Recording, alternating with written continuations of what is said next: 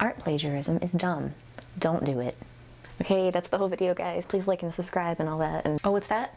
There's a huge story about plagiarism in the art community happening right now that involves Jake Parker and Alphonso Dunn, both renowned for their ink artwork and teaching. Oh no. Oh no.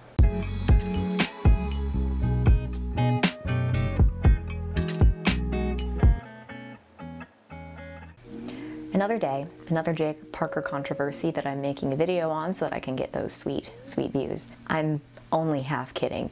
My video about him from last December is still one of the most commented on and liked videos on my channel ever. But in all seriousness, people have been asking me what I thought of this situation that's happening right now. So even though I can't offer you a definitive conclusion in this video, I figured that I would at least give you a quick recap on what's been happening for the past few days, as well as sharing my thoughts on what's going on. So, what is the situation? The other day, artist Alphonso Dunn posted a nearly hour-long video detailing similarities between his book, Pen and Ink Drawing, which he published in 2015, and Jake Parker's upcoming book, Inktober All Year Long, which was set to release in September of this year, but has now been put on hold by the publisher Chronicles Books. Alphonso says that this is proof of plagiarism on Jake's part, so the internet is once again going after Jake, asking for an explanation and slamming his character. Alphonso noticed on the Amazon previews of Jake's book that there were several layouts and explanations of ink drawings that seemed very similar to his own book. He dug a little bit further, looking at a quick video flip through of Jake's upcoming book on Instagram, which Alphonso inspected frame by frame and determined that there were a significant number of pages that reminded him of his own book, both in the imagery and in the teaching style. Now, as I watched Alphonso's video, I went through basically the same emotions that he described going through as he was learning all of this information. First, kind of a bemused confusion that turned into disbelief, and then sort of an anger that Jake could do such a thing. I even wrote filmed and edited half a video just expressing my disappointment in Jake. You insult me, you insult my dog. Now, everything from here on out is based on my own opinions and emotions at the present moment. I kind of want to take a nuanced view of this, which means I'll be playing devil's advocate a little bit, so please bear with me. I've loved art my entire life, and as such, I've burned through dozens and dozens of different types of art books. Many, if not most art books, especially the ones that are made for beginners or that want to set up a specific mindset going forward for the rest of the instruction, will feature a few similar concepts. It's very common for art books to have pages about materials that you're likely to use, explanations of fundamentals like tone and value and texture and line, among other things. Everything that Alphonso claimed that Jake copied are concepts that I've heard and learned before in various books and classes over the years. I do think that the way Alphonso explained those concepts is actually like excellent. He's obviously an incredible teacher who thinks super hard about how to convey topics in a way that makes them clear for different learning levels. I mean, I already ordered his book because it looks like it's great. Jake Parker, though, is also an incredible teacher. His YouTube videos, his writings, his SBS classes, his podcast, all of those things prove that. And it's hard to fake being a good teacher. You can't just spit back information that you hear. You have to have the knowledge and the forethought to sort of form a clear pathway for others to understand that information. In my own attempts at teaching, I've also struggled to explain very simple concepts that in unique ways that would benefit those who are learning from me. Even something as simple as explaining line consistency in an ink drawing, I completely get why Alphonso says that it took him so long to figure out how to articulate it to others. Knowing is one thing, teaching it is another. So despite the fact that Alphonso did show through an old Instagram post that Jake does own Alphonso's book, Pen and Ink Drawing, it wouldn't surprise me if both of them, being good teachers who think a lot how to explain art concepts to students, wouldn't have come up with some similar teaching techniques for these old concepts. There may be many ways to teach the same art concept, but not limitless ways. Most teachers will be leading you down a similar path, although some will be more adept at it than others, and you're going to get where you're going in a faster, smoother way. I clearly remember similar images and subject matter being used in old art books that I had as a kid, but any that haven't been given away by now are probably in boxes in my parents' garage somewhere where I can't easily access them right now. So I went to the local bookstore and I flipped through a few basic art instruction books. There are similar pages, layouts, and techniques in those books as there are in Jake and Alphonso's books, but I would consider that a case not of plagiarism, but of common knowledge. In college papers, I had to cite my sources of information, giving credit and proof to other people who spoke on the subject that I was writing about. I did not, however, have to cite common knowledge.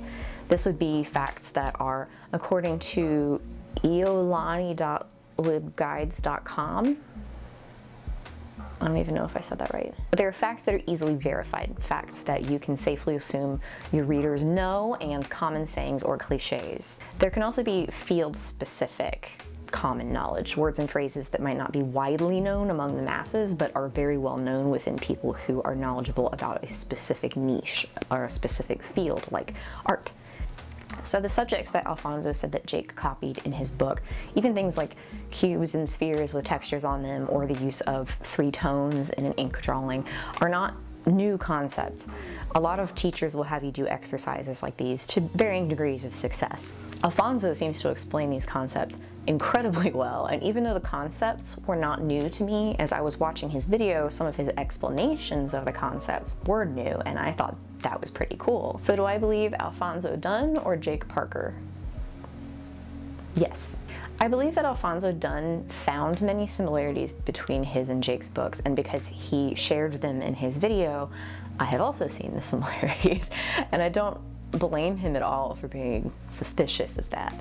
If I'd worked so hard on a book and then I saw somebody saying similar things in a similar way, in a similar order, I would look into it too and be pretty upset if I saw so many of those similarities.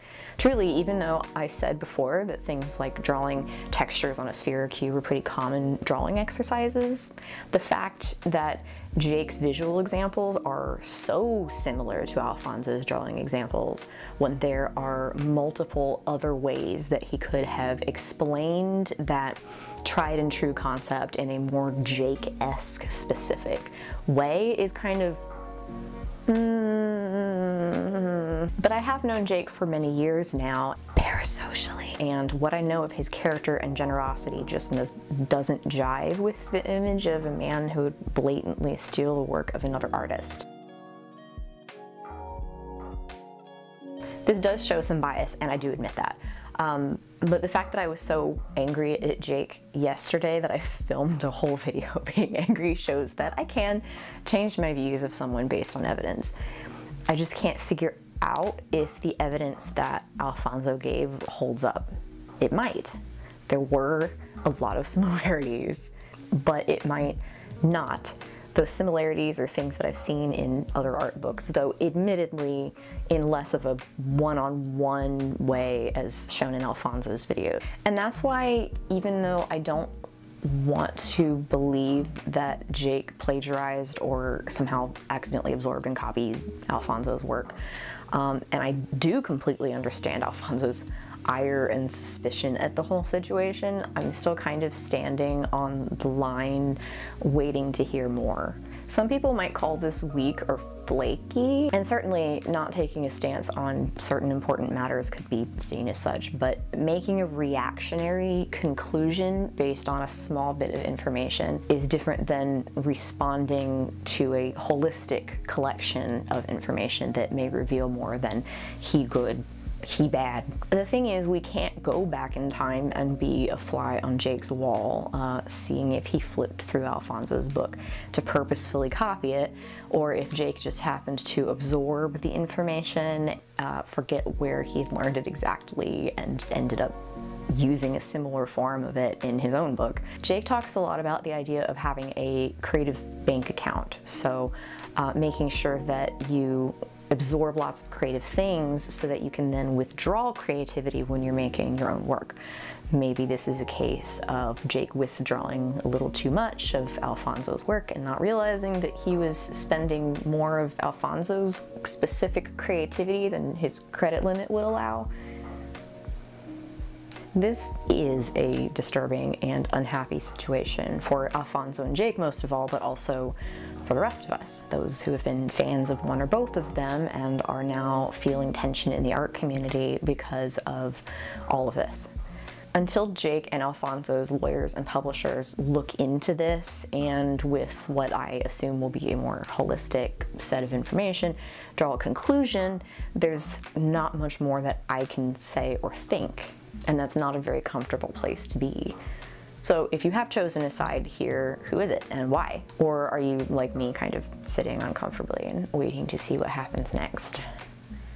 Also, thank you to my followers and or any other random people who commented on my older Jake video to let me know about this situation, because I likely wouldn't have known about it so soon if it wasn't for them. So seriously, thank you guys. It makes me sad, but you know, I like to be informed. If you want to see more videos from me, I upload at Psych. I rarely post here because I am the worst YouTuber ever. There's a butterfly on my window. But sometimes I do. And if you want to catch that rare little tidbit that I throw into the world, sub, like, whatever.